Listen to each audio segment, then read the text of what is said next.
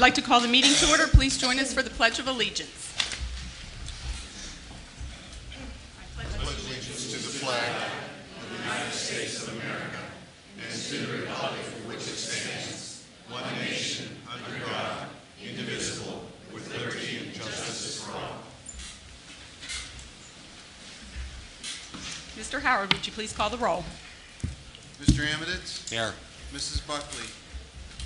Mrs. Cook? Here. Mr. Puhatch? Here. Mr. Rose? Here. Mrs. Rule? Here. Mr. Schubel? Present. Mr. Spacuzza? Here. Mr. Sustich? Here. We have 8 members present this evening. Thank you, sir.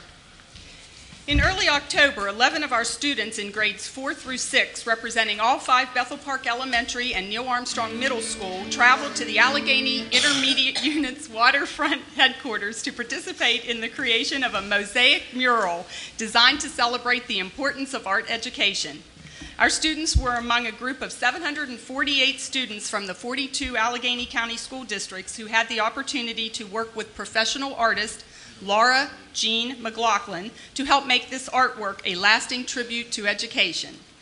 Before I introduce these students to you, we have a brief video that almost started before I was finished from the AIU that will provide everyone with an overview of the endeavor. And if you watch closely, you will see our board member Dick Rose in the video as well, participating in the unveiling of the mural on October 18th.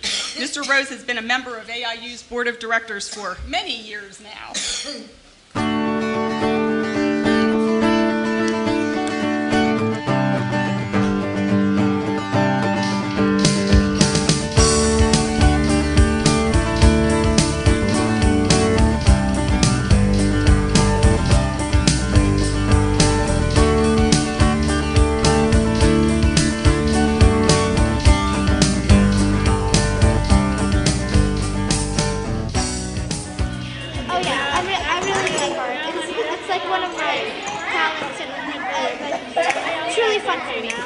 We're very fortunate to get funding for this project from the Grable Foundation. And actually, several years ago, I was invited to be a member of the Grable Community Cabinet.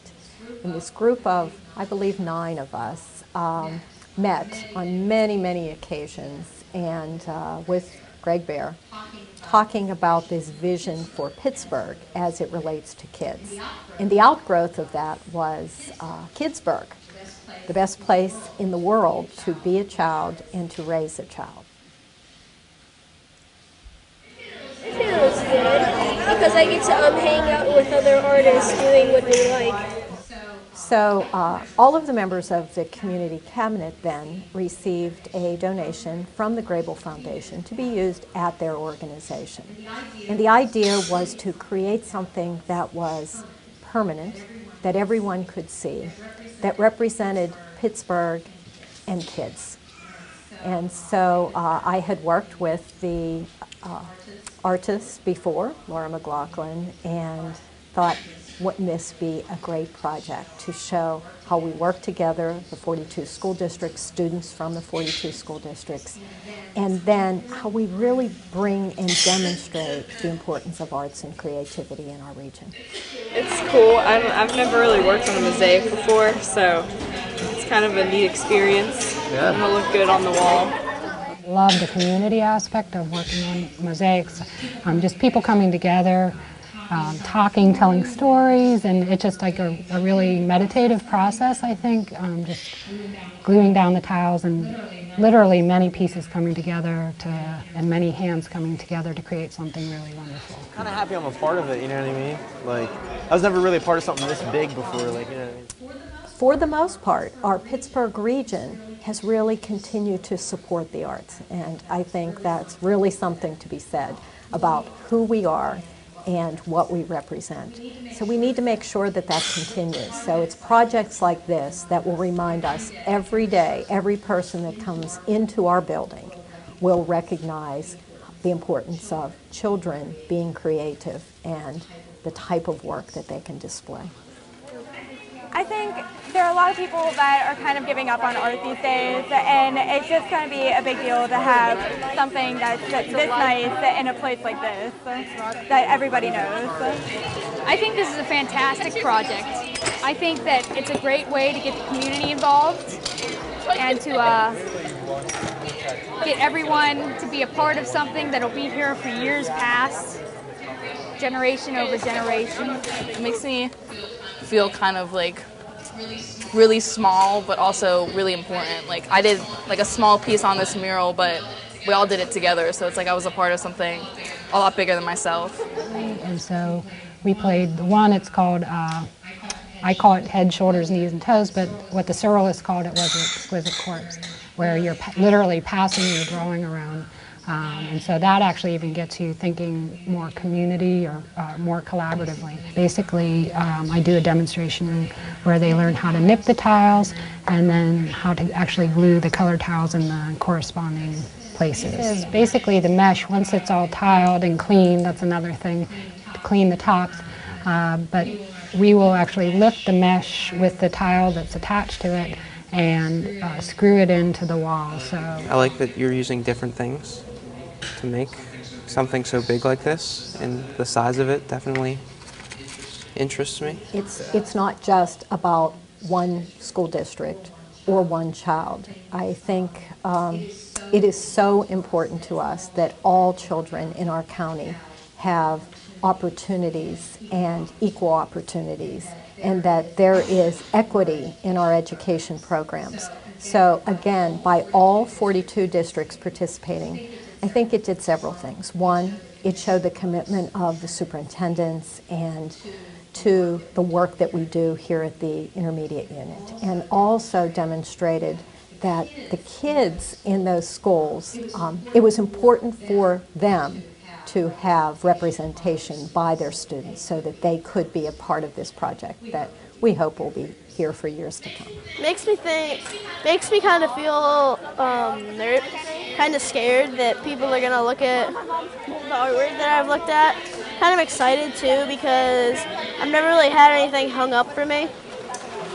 We have created memories for these children and students who that will last a lifetime, that they'll be able to come into the intermediate unit and say, I remember that I drew this, or I put this piece of glass onto the mosaic.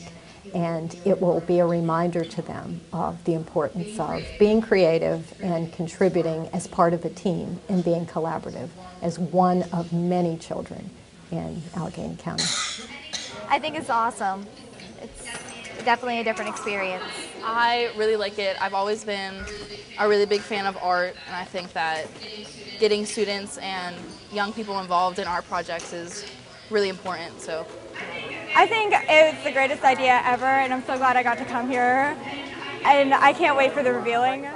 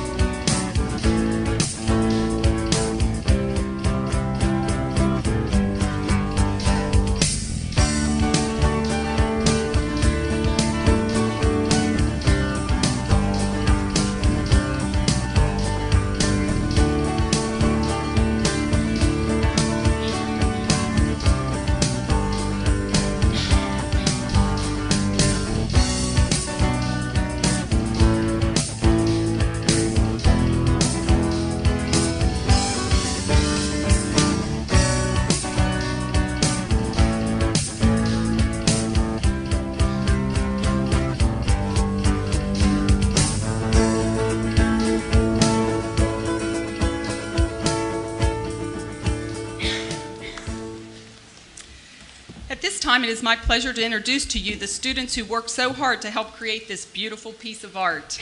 When I call your name, please come forward to receive certificates of appreciation from the school district and the AIU for your efforts. And thanks, would you two please hand those out? I'm not sure if all the students are here this evening, but we want to publicly acknowledge all of them for their efforts. And I apologize in advance if I mispronounce anybody's name. Lincoln 4th grade student Grace Bear.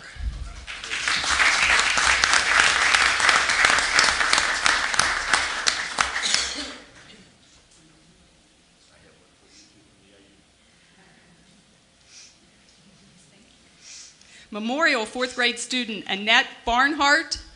Not sure she's here.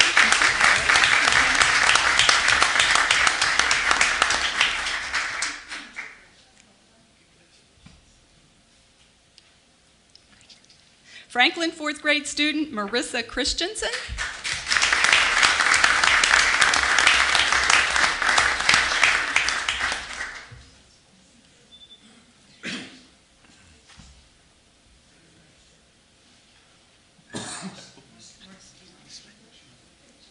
Neil Armstrong 5th grade student Michaela Crum.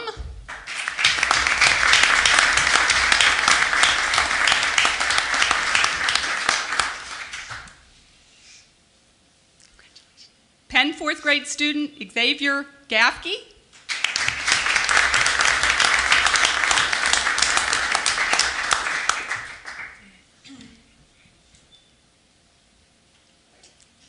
Neil Armstrong 5th grade student Autumn Gorman.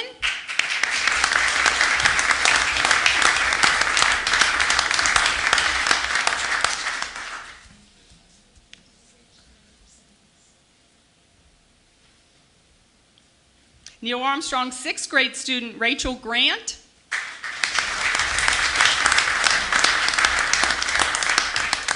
Neil Armstrong 6th grade student Garrett Hoffman. Those 6th graders have a lot of homework, right? Washington 4th grade student Leah McGee. Neil Armstrong 5th grade student Aaron Phelps.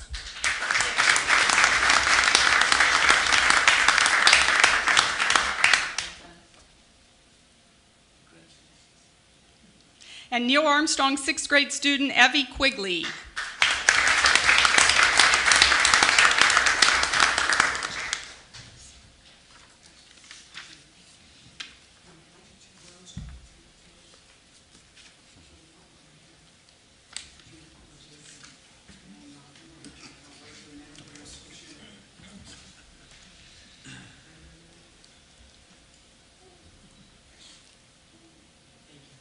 Let's give them another round of applause. Congratulations.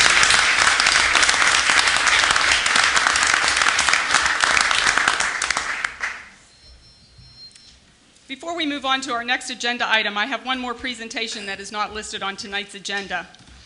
While the presentation of certificates to our students was a happy one, this next presentation is a little bittersweet, as we take the time to acknowledge the dedication and contributions of two board members whose last meeting with us is this evening. Chuck Schubel and John Puhatch have been valuable members of this board, providing expertise and insight on many issues this board has tackled over the years. Thank you for generously giving of your time to keep the district moving forward in a fiscally responsible way. Mr. Schubel has been with us since 2005 and Mr. Puhatch for only 2 years, but it seems like longer, but longer in a good way. The hole that you will leave on this board is large, and that's not just because the two of you sit together and you're leaving a hole over there. I believe my colleagues will agree with me when I say that it has been a pleasure to work with both of you and that our time together has been much too short. Mr. Puhatch, I know you will be relocating to another community, but I hope that Bethel Park will always hold a special place in your heart. And I thank your family for sharing you so generously with us through these past 2 years. Mr. Schubel, it's our hope that you will continue to stay active in the school district and community. You know when and where we meet. It would be great to see your face in the audience from time to time. Likewise, I thank your family for sharing you with us for the past 6 years. As you know, school board directors are the only non-paid elected positions in the state of Pennsylvania. So those who step forward to accept the responsibilities do so because they are willing public servants who are dedicated to children and keeping our schools vital, which in turn keeps our communities vital. To say thank you just doesn't seem like enough. So on behalf of your colleagues on the Bethel Park Board of School Directors, it is my pleasure to present each of you with a commemorative plaque from Wendell August Forge as a token of our deepest appreciation for your service.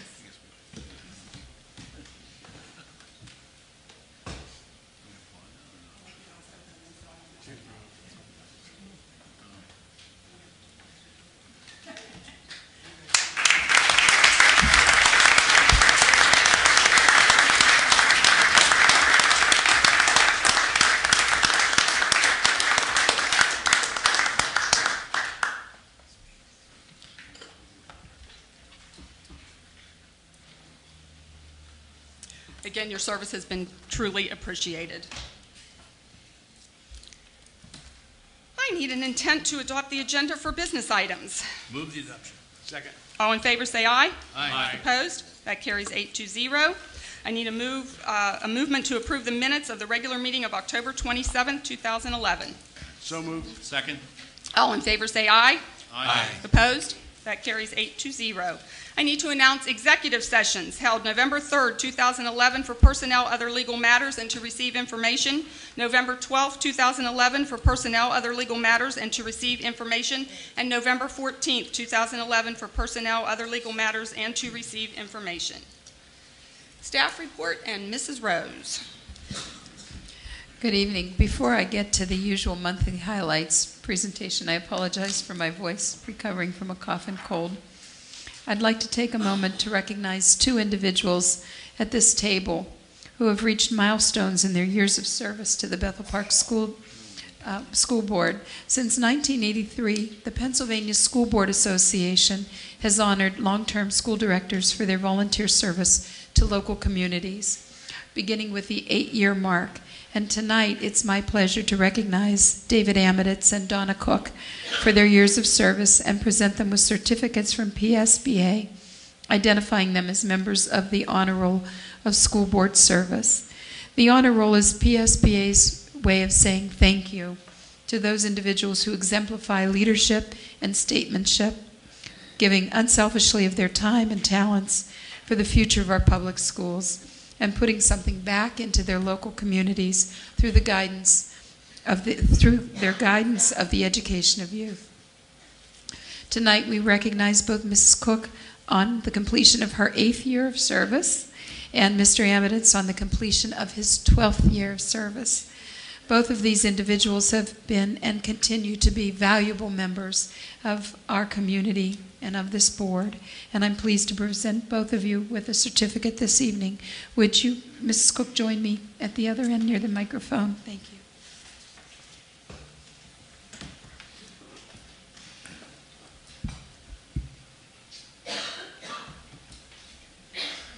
On behalf of Pennsylvania School Boards Association and the Bethel Park community, we present these certificates of appreciation to Mr. Amiditz.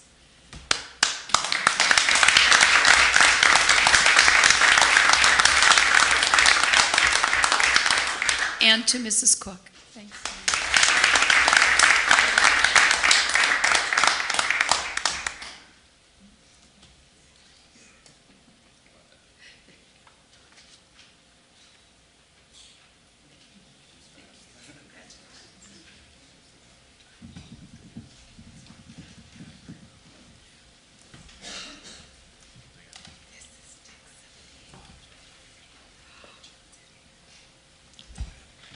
I've just been notified that we have one other congratulatory note, and it is Mr. Rose's birthday today. Happy 78th birthday, Mr. Rose. Congratulations. Thank you. Don't sing. He's been on a board 70 years. Since I don't have much of a voice, I'm going to defer my longer reports and ask some colleagues to help me. So, Mrs. Flota, would you please do the good news report for us this evening? I will, with Ms. O'Rourke's help here. I'm pleased to be able to share the following good news items with you this evening. The Bethel Park High School boys soccer team had a great season on and off the field. Besides winning the section championship and advancing to the quarterfinals of the WPIAL playoffs, the team showed its true championship qualities by what they are doing off the field. The team has devoted a great deal of time supporting the South Hills Interfaith Ministries Angel Emporium, which provides Christmas presents to needy families in the area. Recently, the students collected over $1,700 and shopped for sports-themed clothing items at Champs and donated it to SHIM. To raise more money to purchase additional gifts, the players are now selling candy and hosting a bowling benefit this Friday.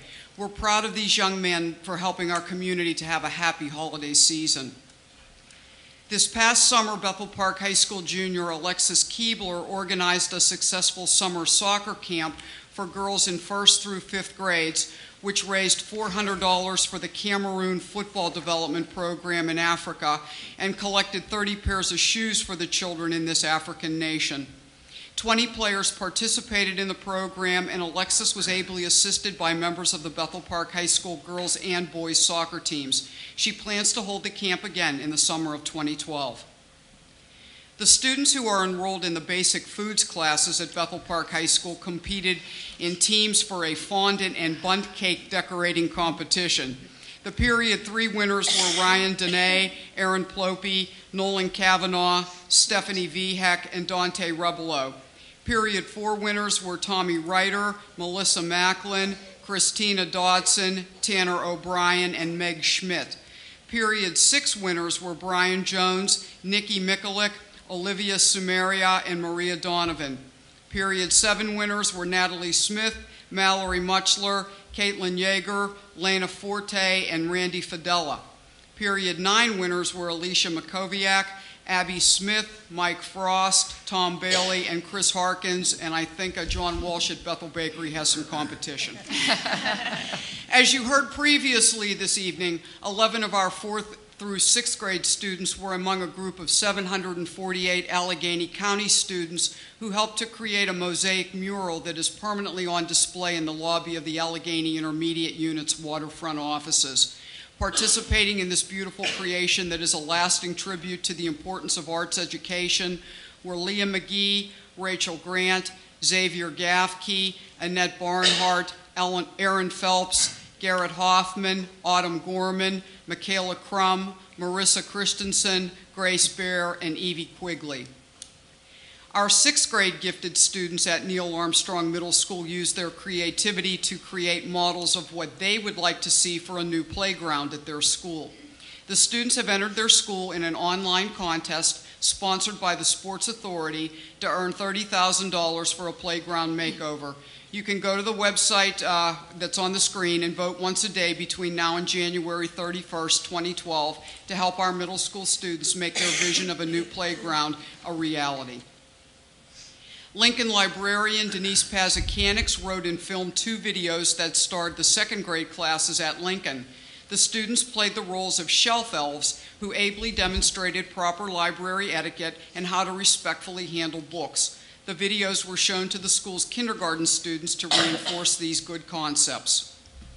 Several Franklin Elementary students participated in Bethel Park's recent Fall Cleanup Day, working at Franklin to make their school an even more beautiful place. Thank you to Aiden DeGiorio, Carly Roberts, Adam Slater, Chris Luzader, Noah Luzader, Luke Slater, and Elsie Eason, who gave up their free time on a Saturday to serve their school and their community. Elementary art teacher Kristen Ritchie already knows what she'll be doing on her summer vacation because she's been selected to participate in the Council for Exceptional Children's International Roundtable in Sligo, Ireland in July. The conference brings together educators from all disciplines from around the world to promote research, collaboration, and advocacy for children with special educational needs. And she'll be working with a professor at Carlow University to design the promotional and organizational materials for the conference. She will be the only visual arts educator at this conference. This year, Bethel Park High School will stage its annual musical in December instead of the spring, and appropriately enough, this year's show is Irving Berlin's White Christmas. The show will be staged Wednesday through Saturday, December 7th through 10th at 7:30 p.m. in the Bethel Park High School auditorium. Tickets are $10 for rows A through Z and $8 for rows AA through LL, and can be purchased beginning Tuesday, November 29th in the Building 4 Activities Office. Senior citizens can get half-price admission for the Wednesday and Thursday performances, and students in grades kindergarten through 4 can get half-price admission to all performances. To hear ticket information, please call 412-833-5000, extension 8706 for more information. We hope you'll begin the holiday season by attending this classic show. And that concludes Mrs. Rose's report for this evening. Thank you, Mrs. Thank you, Mrs. Rose. And because the PSSA annual report is usually given at this time of year, I've asked Ms. O'Rourke if she would stand in for me this evening, and I know she'll do it ably. We'll see.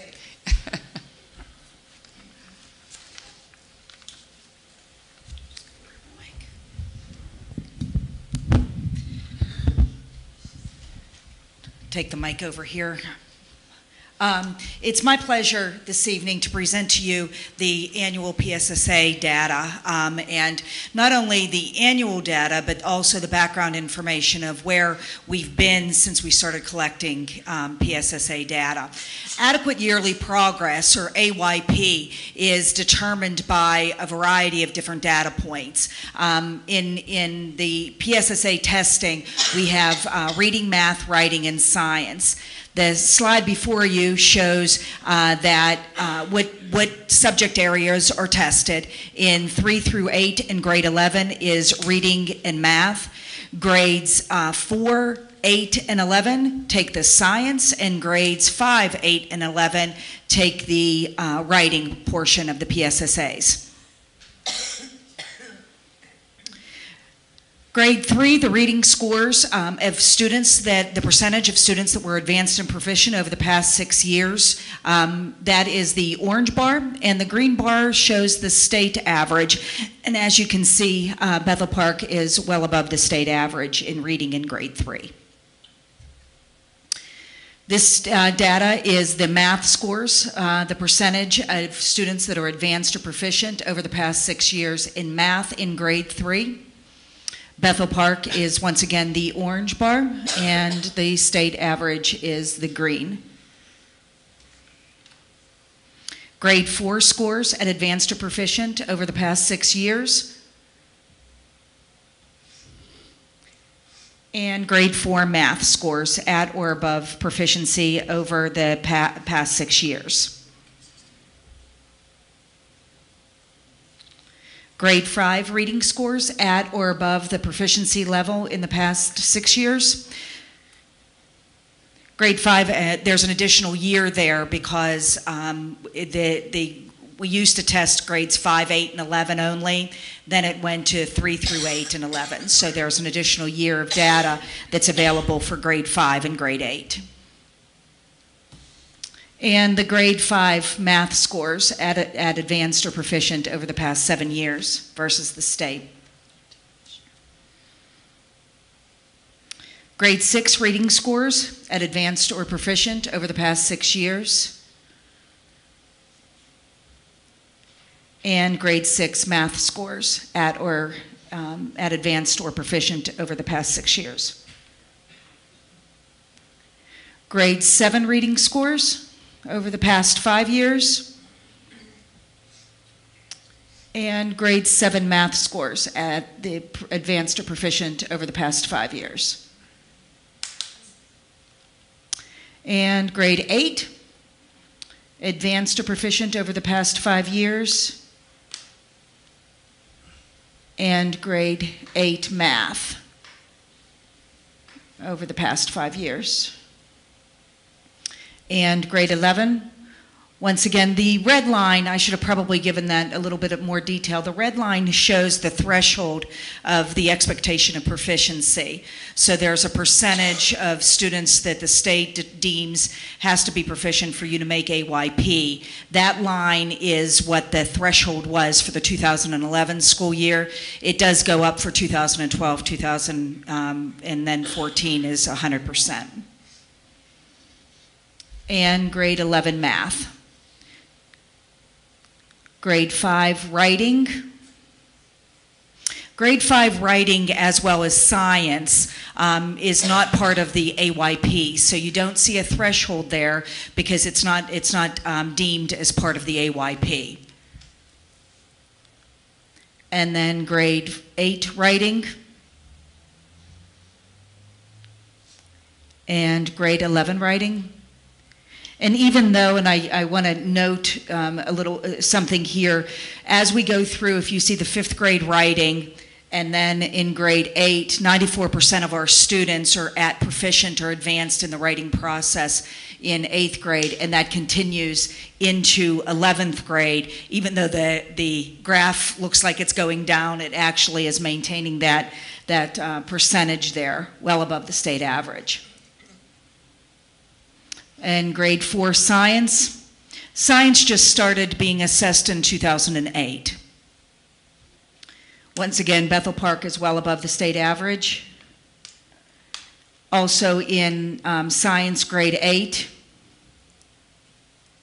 and science grade 11 continues to be well above the state average. As you can see, the threshold, however, goes down in the state as well. That is more than likely a state curricular issue and a local issue as well. Many of the school districts are having that same thing. When the state goes down to 41% proficient, the district is at 63, 66. We're 20 percentage points above the state average. The science is an area that we're all looking at across the state, I would think. I know in our local area it's a topic of our curriculums aren't necessarily addressing some of the things that are being assessed or the timing of the assessment. We're teaching earth science, say, in 8th grade, and that's what's being assessed in 11th grade, or being taught in 7th grade, and it's being assessed in 11th, and it's not being reviewed. So there's a lot of work that still needs to be done in the area of science as well as the other areas as we go through this, because we haven't reached that 100% proficiency yet.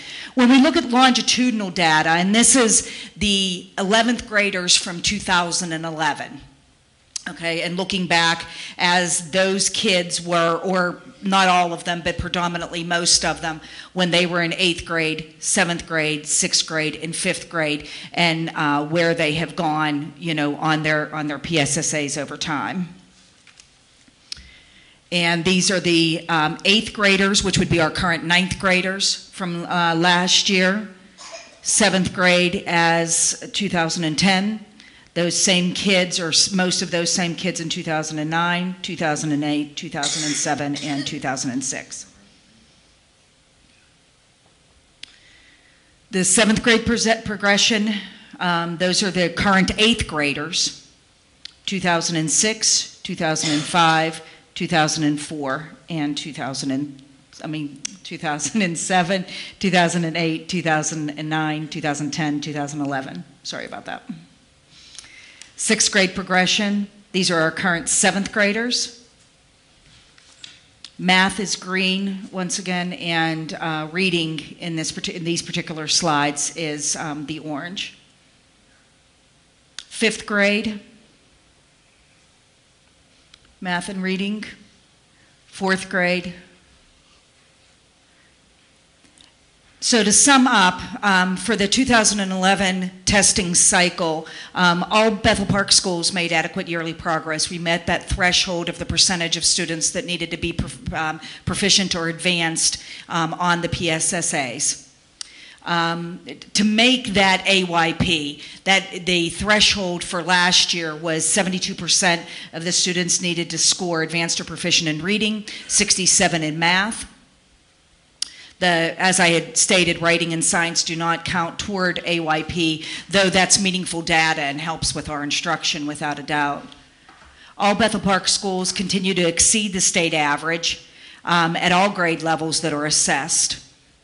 And all Bethel Park elementary and middle schools are in the Keystone Achievement Award for the Pennsylvania Department of Ed, making AYP for 2 consecutive years, for 2009 and 2010, and 2010 and 2011. And later in the school year, there will be a presentation of the Keystone Awards, I'm sure, at the board meeting. A little bit about AYP, as I had talked about. It is part of the No Child Left Behind federal act.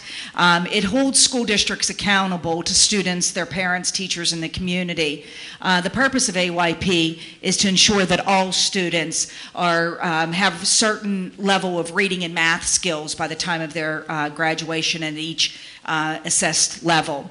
The The law states that all students must reach the proficient level or higher in reading, language arts, mathematics by 2014, and the Elementary Secondary Education Act has not yet been revoted on at the federal level. So we're still under the guidance that it's 100% by 2014, and that's what we continue to work toward. School districts and schools must show AYP on several measurable indicators, which include attendance, graduation rate, attendance at the elementary, middle school level, graduation rate at the high school level. That was 94.61 as compared to the state rate at 78.73, which was the graduation rate, and academic performance and then test preparation. If a school misses only one of the measures, 17 out of 17 is one of the measures that we have to, there's 17 different categories that we have to meet AYP for in a particular school. Using Neil Armstrong as an example, just because I happen to have a little bit more knowledge from Neil Armstrong, if you miss one of those, a desegregated group, say of your kids that have IEPs or desegregated group of certain other groups that they pull out of those, economically disadvantaged, whatever. You miss it with one of those desegregated groups. If you have 40 in that group, you do not make AYP. So it's a all or nothing concept. Now there are different ways in which you can make it. There's something called a confidence interval. There's something called a safe harbor, and there's something called a growth information, and that goes into something that you probably have heard about with PVAS, and it's the value added system that does have a public, it is available publicly for you to review that information as well. So there's data out there, and is to let the community know, and as well as the board, we continue to use this data to really influence our instruction in hopes that our area of growth continues to go up, and we continue to meet the students' needs in a variety of different ways. Thank you. Thank you, Ms. O'Rourke. I did want to add that in the next few years we will be phasing out the 11th grade PSSA, and the state will be implementing the Keystone exams, which are something similar to the New York Regency exams. They're end-of-course exams, so the student who's taking Algebra 1 would take the test at the end of the year of instruction for Algebra 1. Biology, civics and government, history, etc. We feel that that will be a fair measure of assessment of our students. The examination will take place in proximity to the instruction instead of 3 years later, and we're very confident that as those exams are rolled out and the new Pennsylvania Common Core standards give us an alignment direction, that we'll be very successful in those exams as well. So thank you. Thank you, Ms. O'Rourke, for pinch hitting. Thank you. That's the end of the report. I didn't see anybody from student government. Student government's not here tonight. PTA, PTO council?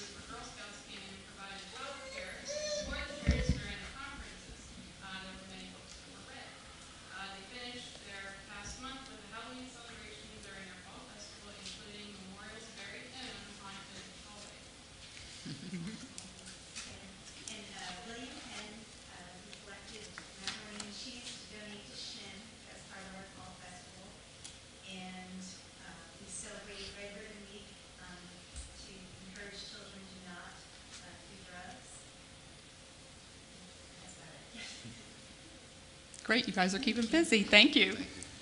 Solicitor's report. Written report was handed out to the board, and I have nothing further.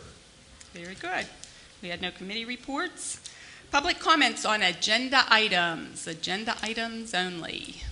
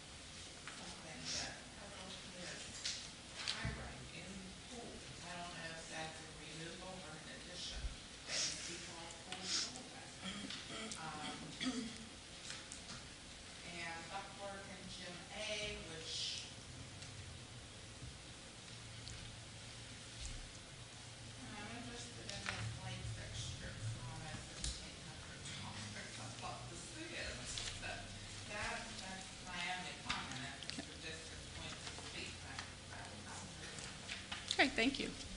Anyone else on agenda items? Yes, ma'am.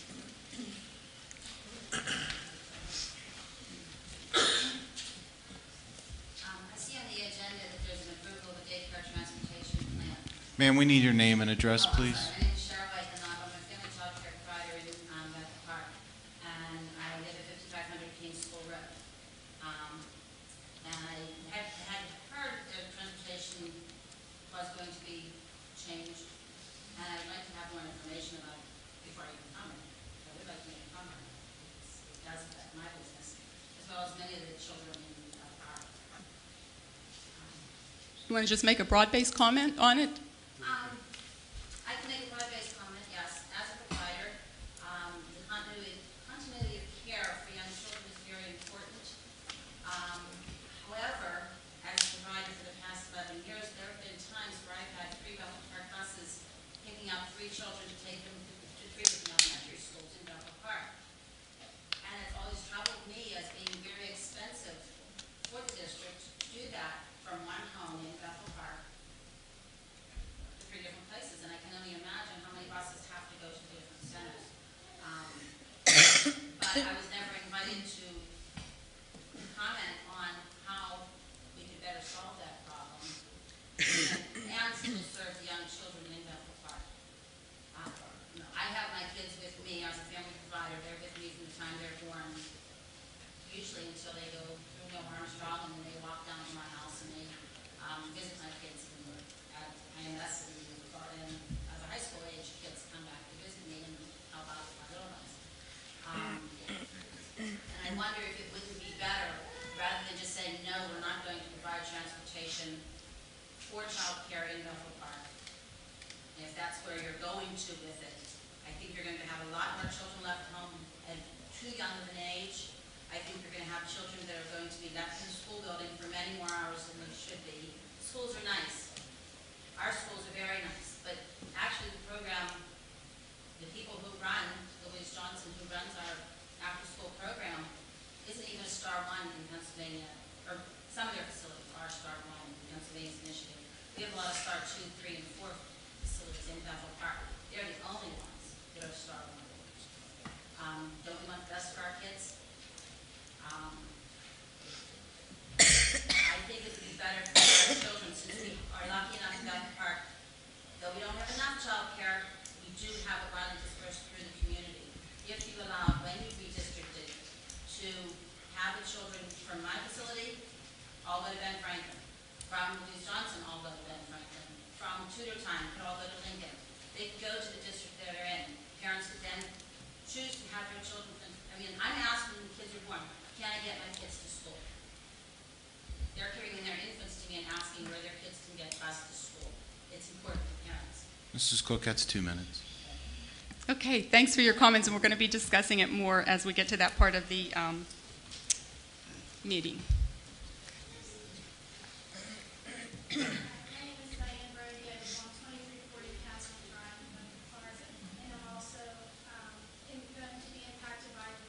Daycare decision that the school board members made, and I just don't think it's very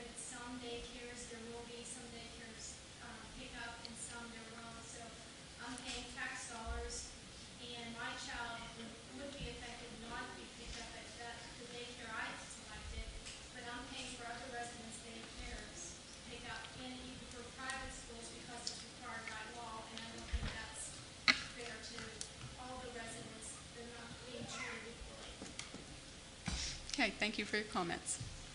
Anybody else?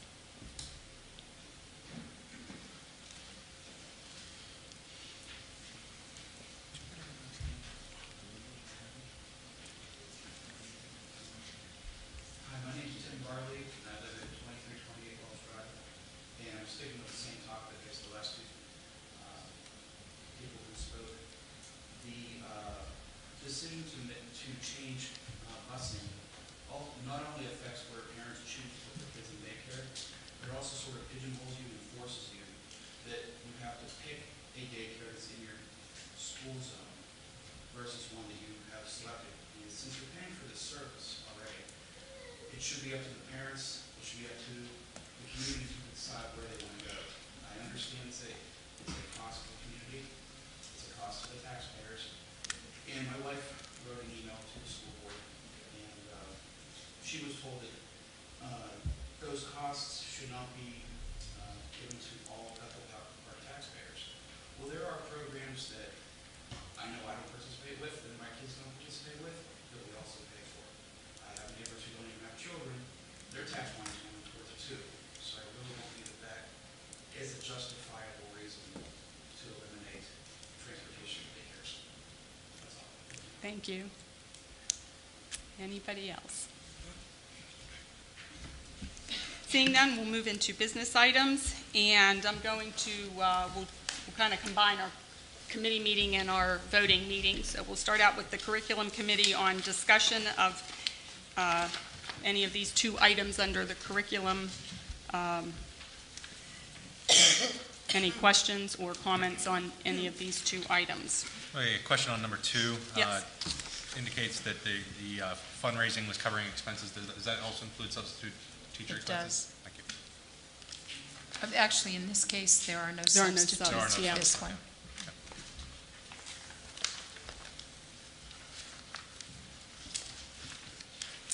Any other curriculum questions? Then I will turn curriculum committee over to Mr. Spicuzza.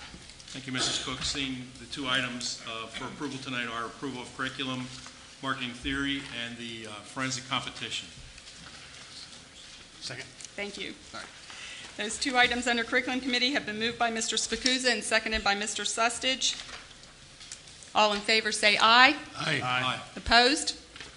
Those items carry 8-0.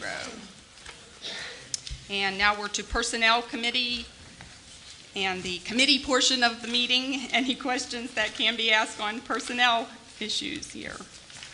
I just on number 3. Yes. On number 3 on our class 5 position here, no names intended. It's the accepting the resignation of this individual. I just wanted to know if our administration has done any thinking about whether we want to refill this position, if it's going to need to be refilled after this person leaves. Are you speaking of item number 2? Number one. The library secretary at the Oh, number 1. The intention for number 1 would be refilling. For some of the other positions listed, we are not going to fill them. And you're thinking that even in this time right now when we're trying to cut, that this is an essential position that you want to fill again? It was the recommendation of the administration to fill it. Okay. I just wanted you to think about that for when it comes time to replace it in, and maybe we can discuss that further. It's not the time to discuss in detail now, but when you bring that to us again, I think maybe we can discuss it a little further. Okay. Any other questions on personnel items? Then I will turn the committee over to Mrs. Rule. There are 9 items under the Personnel Committee. Are there any that would like to be held out this time? Not seeing none, I move that we approve the approval of substitutes, 2, the approval of extra duty responsibility program, 3, that we accept the resignations, 4, that we approve the staffing changes, 5, appointment of personnel, which would be professional, temporary, long-term substitutes, an alternative education program for 2011-12, and it runs 5 days per week and will not exceed 4 hours per day. and it will be located in the Art and Technology. Education will be offered for 1 day only. And 6, we approved temporary transition assistant principal, and that will be that we will appoint Mr. Jerry Roman as a temporary assistant principal to assist in the transition at the high school. The rate of $400 for up to 100 days to work through November 28th through the end of 2011-2012 school year. That's to help us through the transition. We don't want to be without his experience in that and helping us get through. He will be leaving us after that term. He's been with us 30-some years. Approval of tuition reimbursement, approval to extend unpaid leave of absence, and approval to extend temporary assignment long-term substitute. Second. Thank you.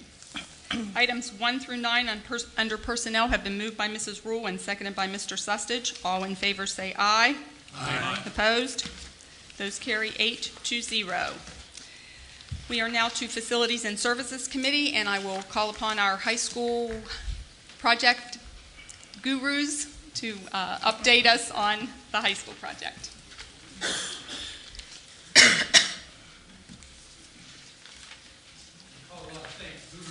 Oh, okay. That was a good one.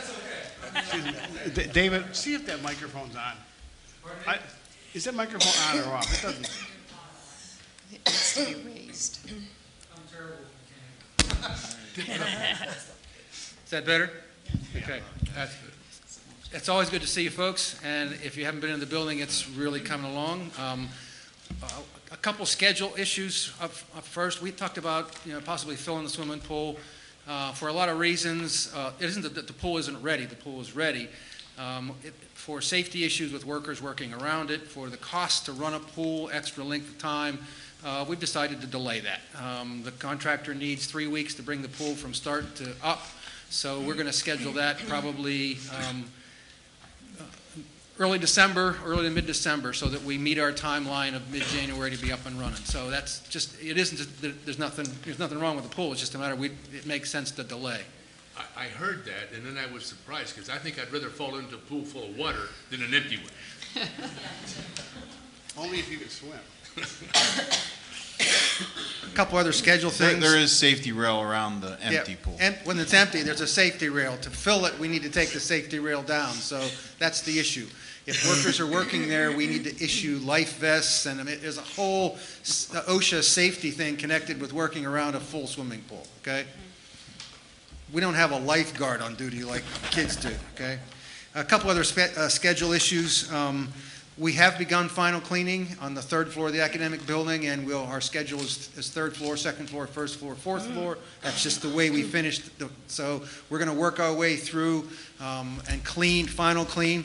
The thing that happens right after that is the architect team with Member Murphy Fox, myself, and district folks, and the contractors will do what's called a punch list. If you're not familiar with that, it's a process where we go through and scrutinize and we tell them how we wanted to fix all the little things that need to be fixed, we document that, record it. So that process will start right as final cleaning starts. Some pretty major events in 2 areas. One, the auditorium seats are due to be here the 23rd of the month, this month. So at that point in time, we can start to install. Okay, so that's a pretty major milestone. That's a large order, scheduling, getting it in. So we got a date, and we're coming on the 23rd. And the second thing is our bleachers for the gym, the main gym, are due on the 5th of December. Both in the time frames that we need them. So that'll get those 2 areas seating started.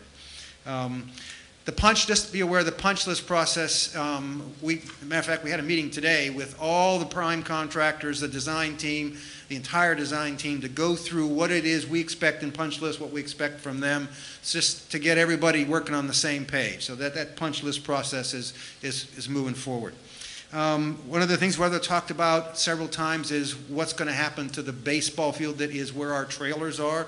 And I think after I'm finished and shut up, I think Dick has a few comments to say about that one. Some other issues we're dealing with right now, a couple issues in the gym as far as some bleacher attachments and some security and sightline doors. So we're working our way through them. And one of the things, I make this point because it's typical. One of the things that can give a beautiful building a black eye is HVAC systems. And we have a commissioning agent. The board was smart a couple of years ago, and they hired a commissioning agent, and that person is doing their job. And we have started, at the end of the project, we started a series of meetings where we bring everybody associated with the HVAC startup installation into a regular weekly meeting where we want to know where they are, what their schedule is, what their issues are, who's working where, who's doing what, and coordinate it, through this commissioning process, so that when that day we start that building, it says that those systems are working as efficiently, as correctly as they can. So one of the things you may have heard is that the building right now is warm. We needed the heat turned on to dry out some systems, dry out concrete, and to protect finishes from some of the cold temperatures. The only issue is in this interim period until the automatic temperature control system, that master computer that's controlling all the temperatures, until it's on 100% working correctly, there's some areas that are overheating. If you hear the building's warm, that's what's going on. We are knocking those things down as we bring the computer system up online, and temperatures are now starting to come back and be controlled by that system. Just wanted you to know, if you hear that, I wanted to know why, want you to know why and what's going on, okay? With respect to, there is 3 change orders on the board for agenda for approval tonight. The first one is with the general contractor, and it contains 5 items. The first one is, we have talked long and hard, starting about a year ago, about soil conditions inside the building that we discovered once we made foundation walls and backfilled next to those foundation walls in anticipation of building floors on this backfilled material.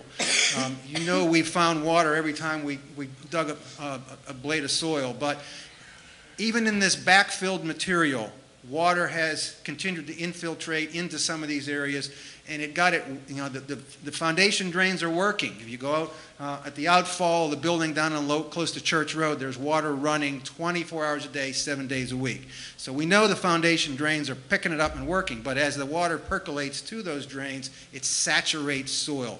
And there were places where we need to build flooring structures that were wet.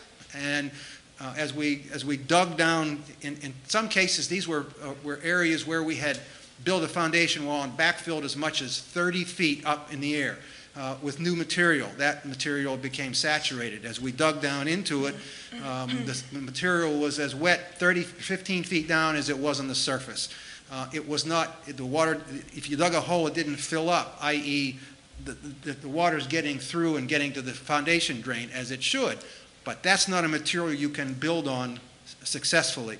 So in some cases, you may remember the women's restroom right behind the auditorium, the soil was bad enough that we had to put in 8 augers. We actually drilled support systems down 35 feet as we made mini piers that we then poured the floor on to support it because the soil there would not support the floor, okay? That was a really expensive operation. It also required additional reinforcing in the slab that we did pour on top of those augers. It required us to expose some of the foundations we had made to support the surrounding walls and undercut them some so that we had to re-pour some support around them. That was, that was all monitored by our soils consultant, by our structural engineers who helped us design these systems. So these were things that were followed through the process as far as proper design and proper methods. I can tell you they were 100% unforeseen kind of things that no one could have envisioned based on the water that we found. Downstairs in the cafeteria and kitchen area, we had a floor that we experienced some of the similar kinds of thing in a floor that was already poured and the material underneath it sunk and caved in. We had to fill that floor, had to pump material underneath that floor to fill that void, and actually in the corner of that floor where it settled, we had to pour a cap on it. That settlement also damaged some underground electric lines and underground piping that had already been put in place. So all those things added together to some major work to take care of soil settlement. That was $154,000. Again, all recorded, documented by our engineers as far as design and process. Okay? Dave, yes, sir. Two things before you get off that item. First of all, that's the flowable concrete that you were talking about that you put on top of that. Is that what you used to? Actually, we pumped that underneath that floor, Dave, where we had a floor that was in place, the material underneath it settled and left a void underneath the existing concrete. We filled that void by pumping flowable concrete under pressure in underneath that void till it basically oozed out and we knew that void was filled. We poured a regular concrete cap on top of the corner of that where it actually settled. So the flowable material was underneath the floor. Okay, good. Now, as you're explaining this, somebody who's not really familiar with it might think that we're still having that problem now. Can you guarantee to us now that this has been fixed with these measures that you took, and tell the public and everybody that these measures that you took were the permanent fix to solve the problems? Yes. At the time, we've not seen any movement since. Our structural engineers and our soil experts prescribed these solutions. We're confident they are permanent. Yes. Okay. Thank you. And this dollar figure is coming to us at this time, but this was work that was done over a year period where we time. kept.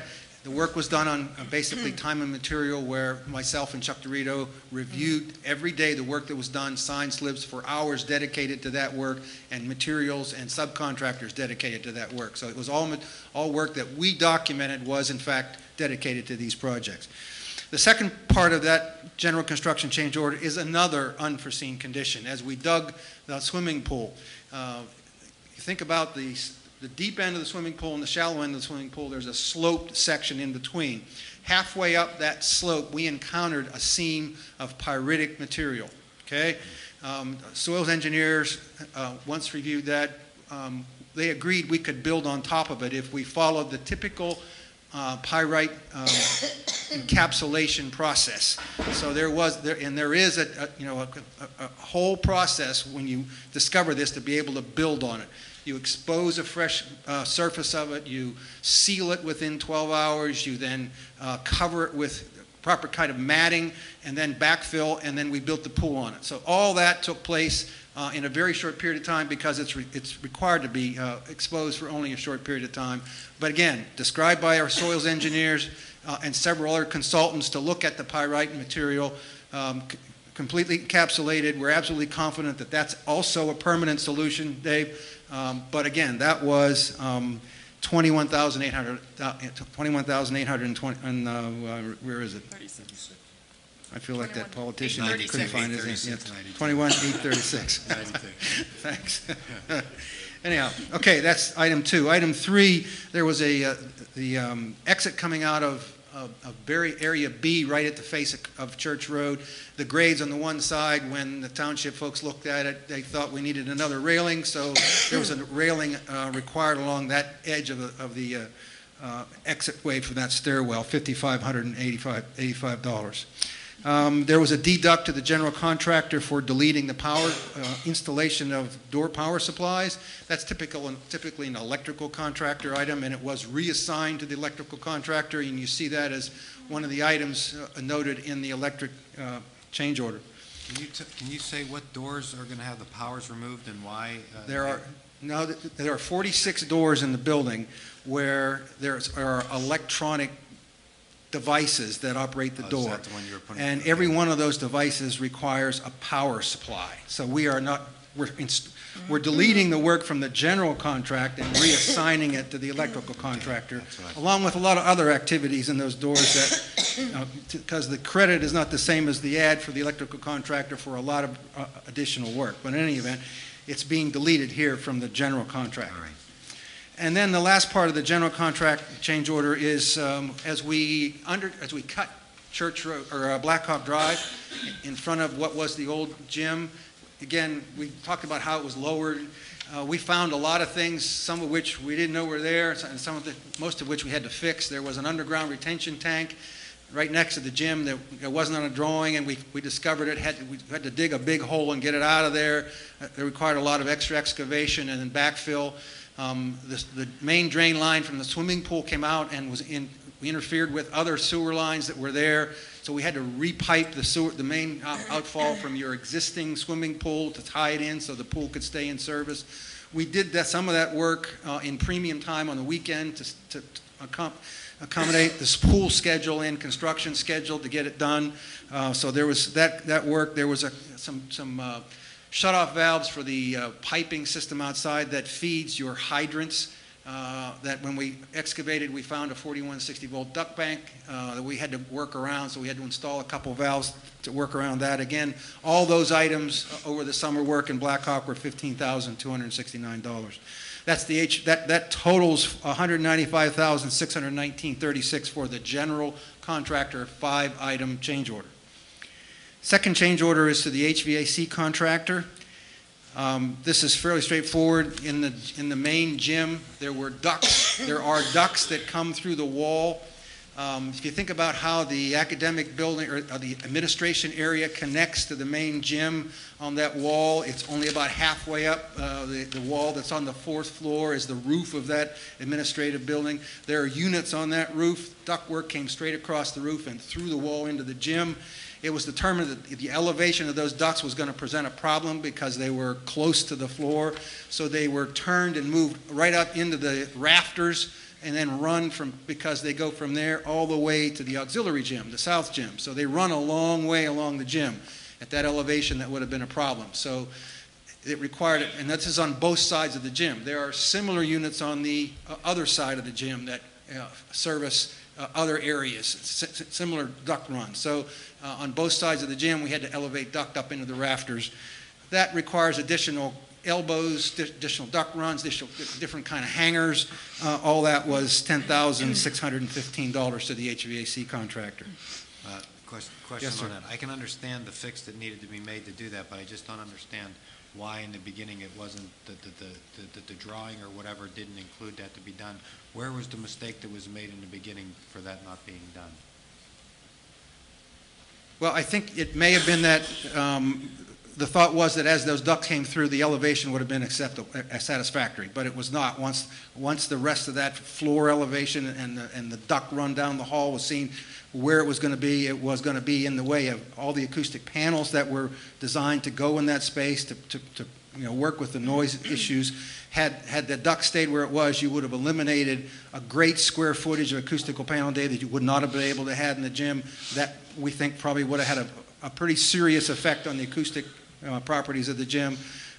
So for those major reasons, it was decided to move it up. Yeah, I understand. I just don't understand why that wasn't foreseen to begin with. That's what I'm not understanding.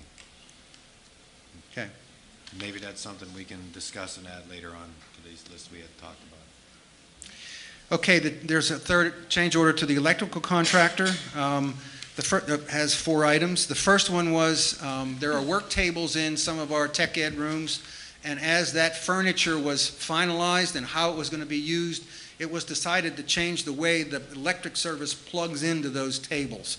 Those tables are electrified, so kids can work at the table with outlets right there. So I think, as far as I think the main purpose of changing the plugs are so that you can unplug the table and move it so you can clean and wax the floors. Right now, with the table in place, and if you had hardwired, hard pipe the electric service to these tables, they're in place. You don't move them. But being able to unplug them gives you the ability to maybe change how the room is used, move the tables around, and also get them out of the way to clean them.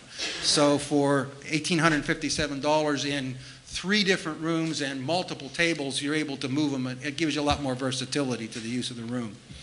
Again, this is the door electrical contract. Connections are back here in the electrical contract, along with several other issues related to those doors. The power supply itself had to be installed. We had to rewire some power connections at those doors, and there's a lot of them. There are 46 doors that have this power supply in it. Okay. So all the door work and all the changes for electric service to the doors is $10,835. Was the nature of those doors changed at some point, or were the power supplies just not included in the original specifications? They weren't included in the electrical specifications. They were included in the general contract. General contractors typically don't install electrical devices. Okay, there was and the detail that was put on the electrical drawing didn't match up with how the door was actually going to be wired. So there had to be some wiring changes to the electrical contractor, and also the installation of these power supplies. So all those items put together were $10,835. Okay? If it was included with the general contractor, why wasn't there a deduct included with? There's a deduct in the general contract. It's a commensurate number of hours to install them, but there was a great deal of additional work to the electrical contractor that the general contractor had nothing to do with ever. Okay? So there was additional work, period, that was assigned to the electrical contractor, plus the installation of the power supplies that was moved from the general contractor. Okay? Not making sense. I guess I'm just trying to understand the nature of the additional work. What was the additional work? Why was it additional and not included in the original specification? What was it for? Was it the nature of the doors changed? The nature of the installation of those doors changed? Was it just an omission? There was a detail that wasn't complete as far as how the door was to be wired, and that had to be changed. Okay? So there was additional work added to the electrical contractor to compensate for what wasn't drawn in the original drawing. That's number one. Number two is the actual installation of this power supply was now given to him coming from the general contractor. That part I understand. Okay. Third item, there was a circuit for a glycol pump for the hot water boilers. Both your air conditioning system and your heating system contain glycol. There are feed pumps to make up glycol in the event that you lose material. That pump needs to have a circuit to it. The electrical engineer didn't provide a circuit to that particular glycol pump. It was added here at $1,995. It was a mission of a circuit. Okay? And in the auditorium restrooms, there was a particular kind of a light fixture that was spec'd that didn't match with the kind of ceiling that was included in the architectural drawings, so we had to change light fixtures, okay? So the new light fixtures are $1,586 additional for both restrooms. Multiple light fixtures, this is, so. Talking in the tens of light fixtures or dozens? Charlie, help me. How many? 16 total? 16 total light fixtures installed. Okay. For me, as far as it goes too, this goes under, in my thinking, the same as the duct work. Right. I don't understand why we wouldn't know what type of ceiling would require the same type of lights right from the beginning. To me, it should have been taken care of in the beginning. And whether it was been specified in that beginning, again, if it's something we need to bring up later, that's fine, again, by me, if we put it onto the list of things we were... It needs to go on the list. The things we were questioning about earlier. Because it just, it would not work with the type of ceiling that was installed. We should have had the same one right from the beginning, is what the point that I'm trying to make. Any other questions? I have one more question on the light fixtures. Did we buy the wrong ones and then return them? Or is this just the net cost of light fixtures we never had? Oh, no. We purchased the fixtures that were specified, and they turned out to be the wrong fixtures. And they went back? To the extent that we get a restocking charge. So this is net, so the credit's in here? That's the installed cost of the new fixtures. Okay.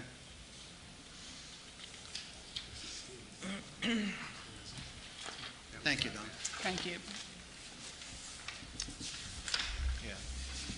Yeah, we have Dick and Charlie from Weber Murphy Fox. They just want to hand out what we're going to be maybe talking about at our facilities committee meeting that we need to schedule sometime in January, I think. So what the issue is the field area where the trailers are now, we're going to have to do some work there that is above and beyond the contract. Yeah, we're really, well, first of all, it's nice to be back. A little bit of a general update. As we move toward completion, we're going to be around a lot more. We're going to have to finish out any remaining decisions that need to be made fairly effectively. So the first order of business is we will be here frequently, and the second order of business is that if you have any questions as we near completion, please feel free to contact us through Matt or directly, because we want to finish this project strong and get a good completion. Now, the work that's in front of you right now are additional items that have been suggested from for the project. We're not asking for approval on them. We're just giving you some information so you can begin thinking about them. The baseball field that is shown here is a full regulation high school baseball field that would replace the old softball field. That's made possible by the fact that the grades were raised and we have a larger flat area. So we've been working with your staff to try to find the right configuration, and we think that's about it. There would be a number of items of additional costs if you decided to go forward with this, this additional piece of project. Behind that is some entrance signs, and again, there was not an entrance sign of this caliber, I guess, included in the original project. We were asked to come up with some ideas for a nicer sign for the building that could be viewed from a couple of different points of view, and these are the suggestions. We looked at several different concepts with the administration, and this was their preferred scheme. And so again, if you choose to go forward and add that element to the school district, then to the project, then we'll be pricing that out, or Dave will be pricing it out and coming back to you for some sort of formal approval. And then I guess the other thing that I would do is answer any questions that you might have. We're very pleased with the project as it's going right now. We're excited about getting toward the end, and hope you are too. What's the proposed location of the sign? Is it replacing essentially the Church Road at Blackhawk Drive? It's basically right down at Church Road and Blackhawk. The angles are such that they're visible from those two streets. Do we get into any zoning problems with this signage? Excuse me? Do we get into any zoning problems? No, that sign meets all the zoning regulations as far as the area and so forth. We probably will be discussing whether or not we can light that at some time in the future. That won't be automatic. This full-size baseball field is how much of it, just give me some figures in comparison to what the softball field was that we had there before. How much bigger is it, this field that's being proposed? Well, a typical baseball field has about a 300-foot radius to the home run fence, as opposed to softball field, which is probably in the order of 180 or 200 feet. So by raising the grades, we picked up a fair bit of outfield and created the opportunity to put a full-size baseball field in there. And then it would be, if you decide to go forward with it, it would be new backstops, new dugouts, we would reuse the existing infield material that was there before, some new outfield fencing and so forth. How are you going to light this? Are you going to light it? At this point in time, we know we have approval to continue to use the existing lights. That field was lit. Now, does that allow you to play baseball there at night? No, probably not. But it will cover the shoulder period when it's starting to get dark. Another consideration would be to add full athletic lighting to it. That will be a pricey date. It certainly would be. And I think we'll have that discussion at the facilities meeting. Yeah. Any other questions or? Well, great. Thanks a lot. Thank you. Thank you. The building's looking great, by the way. And now we're back to Facilities and Services Committee meeting items. And I would believe we would want to discuss number 1. Anybody want to throw out any thoughts on number 1, which is the approval of the daycare transportation plan? I'm just going to speak for myself on this one because I'll be saying it instead of now. I'll be saying for voting. The decision to do this for me is not an easy decision, but at this time when we're looking to cut back on our budget. To me, it's the right decision, and I think the way we've had it planned out, to have the bus service still go to a daycare within the zone and the transportation zone is about the most fair and equitable system that I think we could come up with. The alternative to that, to me, would cancel it altogether and to cancel all the runs to the daycares altogether, which I don't think we want to do. I mean, again, it's allowable because this is something that we could do under the law. We're not required to transport the students that way, but it's something that I want to keep going as a service, and I hear it because the taxpayers are paying and they pay their fair share. It's something that at this time I'm willing to vote to keep doing, and I just think that this is the fairest way to do it, is just keep it within the zones because it saves us a little bit of money from doing it the other way. So that's why I'm going to be voting for Thank you. To pass. To build on David's comments, there are a limited number of things that we actually can do that we have discretionary control of and aren't part of state mandate or aren't part of a contractual obligation. So as we looked at our expenses going through the last budget process, we were looking literally at every conceivable avenue of cost savings. As we looked at this particular item, there was a lot of discussion, and at one point, a complete elimination of daycare runs was on the table. We've chosen to take a much more pragmatic approach to this, in order, while eliminating the current state where there are buses literally crisscrossing the community, taking just a small handful of children from one building to one facility. And I think an example was given earlier of a case where multiple buses pulling up to the same facility nearly at the same time. We're still offering the capability for a service. We're still taking advantage of the fact that there are buses that otherwise would be driving right past or right near a facility that's in that zone, so there's still an opportunity to utilize the service. At the same time, we're not dictating to any families that they must use that service. Families have the choice of going outside their attendance zone, but that is just like all the choices we make as adults, there are trade-offs involved in those choices, and you just have to be aware of those.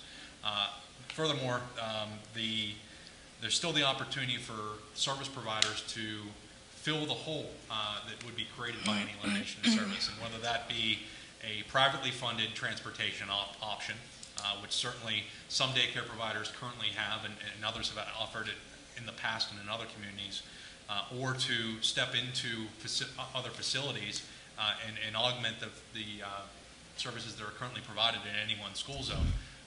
I'm confident that the market, the open market will solve some of these problems for us, but we also have to be mindful of what really is sustainable within the district's expense structure. I think the difficulty that the board faced is that we're responsible to see that our children get educated. That's our first responsibility.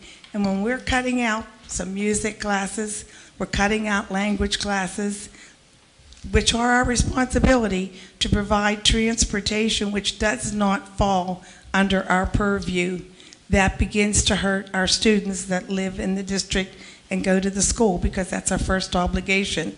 Many districts do not even bus their preschool or day care. You're responsible to get them to and from, that's our surrounding communities.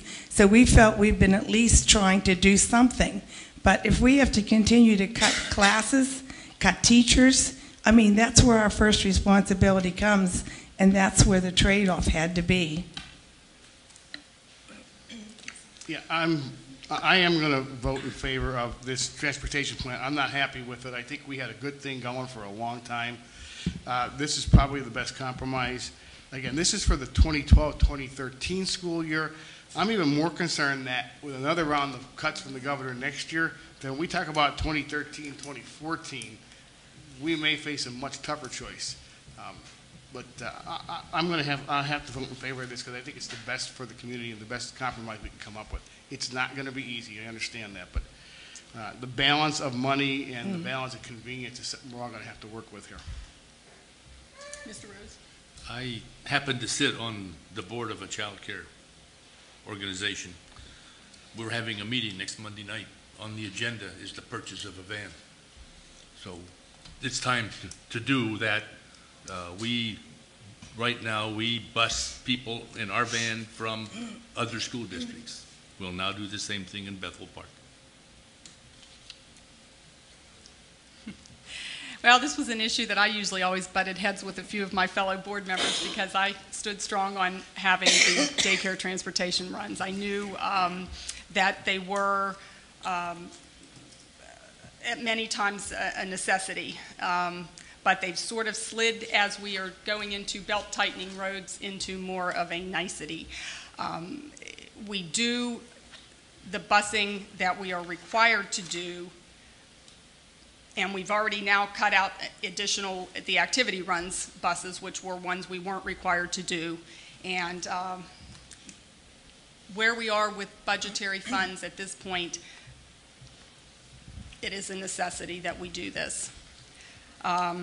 Again, we are not telling you what daycare you can go to. We are just telling you what daycare we will bus to from each individual school. As everyone has said, there are ways to get around that. Some of the facilities themselves will provide transportation for you to your particular facility. And I think, like Mr. Rose said, I think more of these facilities will start to do that than have ever done it before, as we are not able to then crisscross across the district and bus children just anywhere. Anything else under Facilities and Services Committee? Just a comment on item number 2. Item number 2 is a professional services agreement with professional service industries relative to asbestos abatement. Again, this is looking when we start knocking down the old school. Everybody thought we were pretty sure we got rid of all the asbestos back in, I don't know, one of the renovations, one of the cleanups, but apparently, and I believe, well, I understand this is all tile that's on the floor. It's not affecting where the students are. There's no contamination of air for the existing use, but when they go to knock the building down, we're going to have to abate that, bag it, dispose of it properly. And this contract is to set up basically the project management to secure the abatement, make sure that we're handling it in accordance with the law. But again, there's no exposure to the students at this point, and this will come out after everybody's moved to a new building, so that building will be, these buildings will be contained during the demolition phase.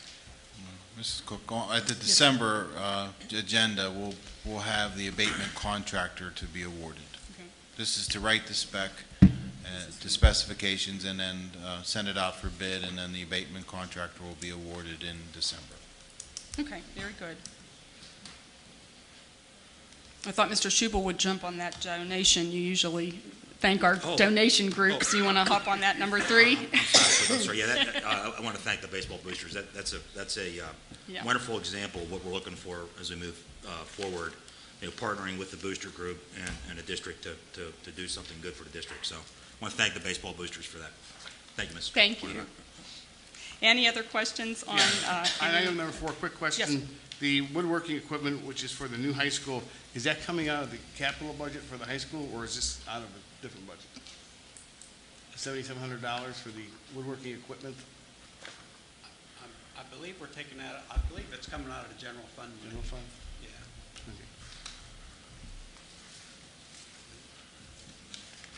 Okay. Any other questions? Then I'll turn it over to Mr. Sustich. Thank you. There are 5 items under facilities and services.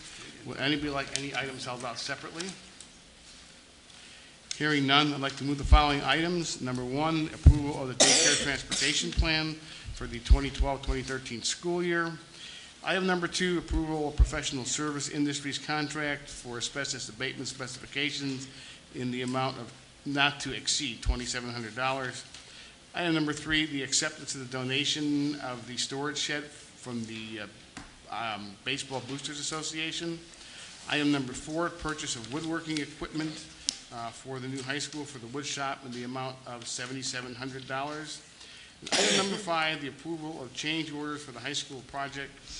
Change order GC035 to Mascaro Construction in a total amount of $195,619.36. Change order HV010 to Scalise Industries in the amount of $10,615. Change order EL016 to Callista Electric in the amount of $16,273.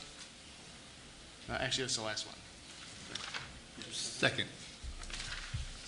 Items 1 through 5 under Facilities and Services Committee have been moved by Mr. Sustage and seconded by Mr. Rose. All in favor say aye. Aye. Opposed? Those items carry 8-0. And that transportation plan for daycares has been on our website since our last meeting. So that was the attendance zone areas. And those were also the ones that were discussed during the budget process, I guess, back when we went through the whole budgeting process.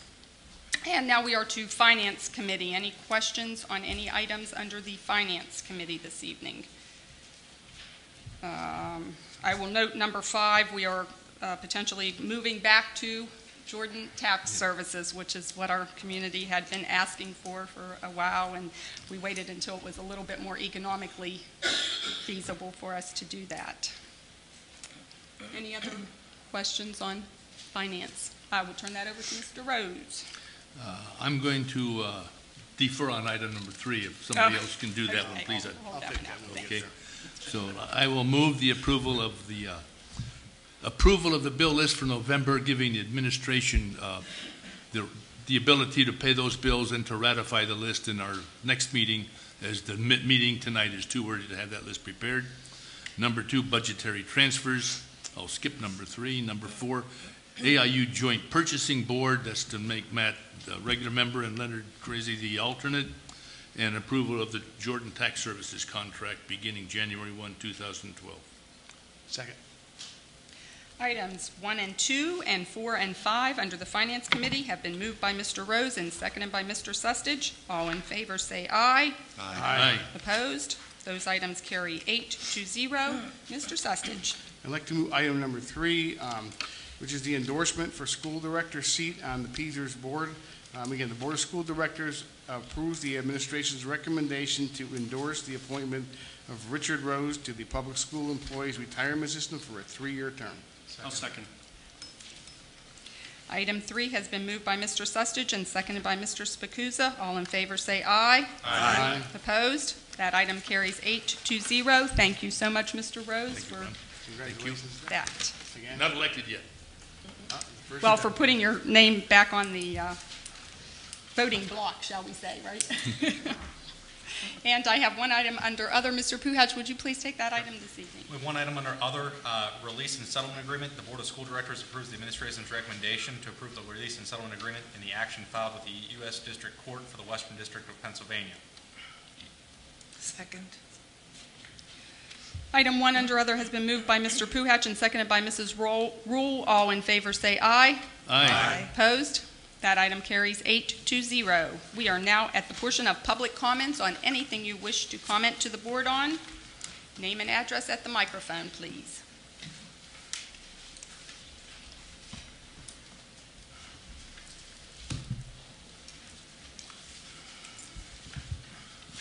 Beverly Turner, Chris Road. I want to thank the outgoing members for their good service. It's been nice, it's been real. And to congratulate the ones that will be coming in. I have a comment to make about the presentation that was the room rededication. I did read that the district had decided upon this. I think the school board decided upon it. I mean, it's fine, it's nice and everything like that, but it's done. And I hear rumblings that this new school is going to also be dedicated to Tom Knight, and I really don't think that that should be done. I mean, the man is gone. I feel bad about that, but, you know, and it shouldn't be. I saw the presentation today, this evening, with all the kids that did the really nice artwork and everything, and was thinking how nice that would be if we could have had something like that in the new school that the kids would have done instead of having an outside painter painting murals and things like that, because in the future, 10, 20 years from now, the kids could say, hey, we helped to do that. It was our school. Because I know there's a lot of kids that worked on certain things now, and, excuse me, it's going to be gone. So at least that would be something new that they would have.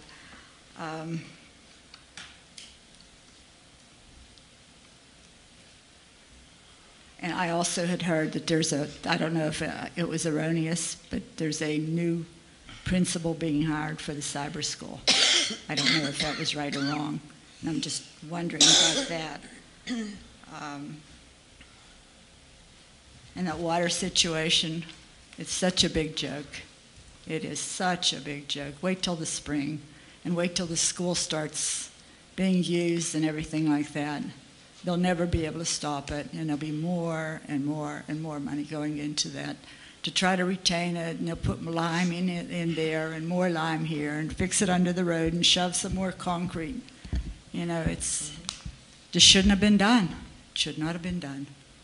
So it's really sad to see all this going on, and there's never going to be an end to it. Mrs. Cook gets 2 minutes. Thank you. Thank you. Anybody else?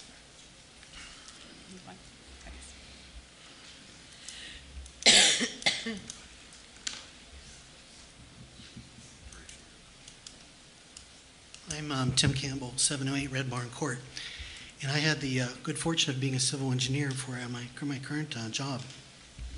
I'm aware of the cost of a lot of overruns and change orders that goes with any major construction job.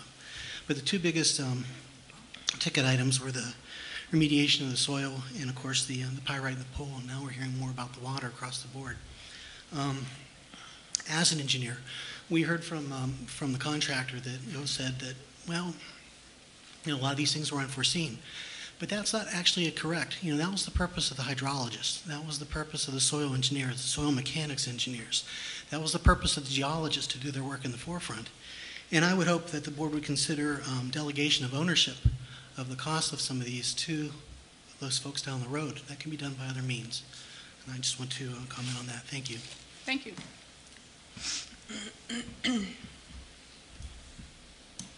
Anyone else? Seeing none, I'll move into board comments. Mr. Spacuzza. I'm starting down at that end every time now. Thank you very much. We had seen the presentation earlier this evening on our two departing board members, and I'd like to personally thank both of you. You spent a lot of time and a lot of effort, and I've learned a lot from both of you. And I'm going to miss some of the insight that only individuals can have in a particular situation, and I wish you both good luck. And Chuck, you're not allowed to come to the microphone. Thank you. And I'm going to miss here instead of present. So there are things that we will certainly miss you, and thank you for your time and service, and looking forward to our new board members and moving forward. But thank you guys very, very much. I've really appreciated it. Thank you for kind words. Mr. Sustich. Not much to say. Chuck, John, you'll be missed. Mr. Campbell, Mr. Meads, welcome aboard. It will be fun, it will be exciting, and it will be difficult. But the community will gain from your participation, and we all look forward to that. So again, congratulations. Mr. Hauser, congratulations on a good run. You did enlighten a lot of people, me included. So we thank you for your effort. I thank you for your effort. I shouldn't speak for everybody. I learned that a long time ago. Thank you, Mr. Rose. Congratulations to the two new board members. And thanks so much to John and Chuck. It's really been just a pleasure serving with you. And one other comment, on December the 5th, there will be a meeting in Hershey where some people will gather to name the Teacher of the Year for Pennsylvania. And one of the candidates is Christopher Jack from Bethel Park. And we really look forward to having a winner. That's it. Thank you. Mrs. Rule. I attended the Shasta meeting for one, and we discussed a lot of items. And then I also attended Steel Center Votech Open House, in which we discussed where the Perkins money would go and all the stringent criteria that the school will have to meet. And many of you who are not familiar with that school need to understand that it really has to meet all the educational standards and that the students that attend there are held to those expectations, and they will be adding more to the school going forward with the new director. So it was a very interesting meeting for me. I'd also like to say that I'm going to miss John's financial prowess and Chuck's athletic knowledge here. I know he's going to be calling me every time there's something to vote on for the athletics, because he knows that I always have to look at it from the practical standpoint. So I'm sure I'll be hearing from him, and good luck to both of you. Mr. Schubel. Thank you, Mrs. Cook. Yeah, I just wanted to just spend a minute just reflecting on the last 6 years. It's been a hell of a ride, and I think this board's done a lot of really good things. Certainly the hiring of Dr. Knight and his team, the writing of the budget early on, our elementary school renovation projects, our stadium fix, which was much due. The high school project certainly goes without saying. Our test scores are certainly headed in the right direction. We still graduate a very high percentage of kids and send them to college, which I think is a wonderful thing. A lot of good things have been accomplished in this board. And I've thought from the get-go, this board had a little bit of talent and expertise across the board. Everybody lent their expertise and talent towards that end. This board had no agenda politically. I think we tried to act in the best interest of the kids and the community as a whole, and certainly the taxpayers. And I know some of these decisions weren't met, with overwhelming support. But what I learned is that there's some tough calls when you sit here, and I learned that sometimes criticism is easy, and solutions are really hard. And having said all that, I'm proud to have been a part of it, and looking forward to my Tuesdays and Thursdays off in the coming years. And I just wanted to leave you with this. It was a lot of work, and I think we accomplished a good bit. And I just want to thank all my teammates. And as far as our staff, Vicki, the voice of Bethel Park, the first lady of Bethel Park, I call her, does a wonderful job in that role. Matt and Buzzy, I don't know how those guys keep it all straight. Managing a $75 million entity. Always have an answer. If they don't have an answer, they're back at you with the right answer soon. And I just want to thank both of you. And managing a construction project, with just keeping the numbers straight, I think was a monumental task. I want to thank both of you. I think you do a wonderful job. To Mrs. Rose, the consummate professional educator, always with a smile on her face. The district's in good hands as we move forward. She's done a wonderful job, and I'm sure she'll carry the district forward, and it'll go very well. I want a special thank to Mrs. Cook, our president, who, that job's like herding cats. That's a difficult job, and I want to thank her. She did it with such grace and dignity, and always had the interest of the community at heart. And I thought just did a wonderful job of just trying to seek consensus, and always with a smile on her face in a very kindly manner. So thank you, Mrs. Cook. Thank you, Mr. Schubel. Melo Brungo, those guys are tough guys. They did a good job as our solicitors. Tell Mike I said it, or tell Al I said, hey, Mike, thank you. So I'm going to leave it at that, and see you along the way. Thank you. Thank you. Oh, if I may also, just real quickly. No, you're not my time now. I'm sorry. I want to congratulate Mr. Campbell and Mr. Mays. I know Mr. Mays. He's a good guy. I don't know Mr. Campbell. And Steve, thank you for running. It took a lot of courage to do that. Thanks for jumping in. So thank you. Mr. Puhat. Well, this is my last chance to address the public as an elected official, so I hope everybody has a comfortable seat. In all seriousness, first of all, thank you for each of you for your kind comments. As much as I have ever been able to provide to this board, I've taken away far more in the form of professional development and personal development and friendship. So I very much appreciate all of your partnerships. That goes to not only the board, but of course the administrators that have played a big role in allowing me to learn this position and allowing me to then contribute. So thank you to each of you, and Chuck, you've just done such a fine job of pointing out the individual contributions. I can't even begin to replicate that. Great job with that. Congratulations to those that are newly elected, and Mr. Huso, thank you for your participation. Thank you for continuing to participate. I wouldn't be myself if I didn't spend a few minutes with my own high-minded comments, and so I'll just, I was trying to think about what it is that I'd actually like to touch upon. And this job, as Mr. Schubel pointed out, is really about coming up with real solutions. And so we're challenged to live in the real world and to take positive action to affect that real world. And so I want to make a couple comments about how we can all together continue to do that. In the real world, the high school exists. So let's make a positive return on that significant investment that the community has made. Let's all begin to focus on maximizing that investment. In the real world, the economic challenges that we have exist.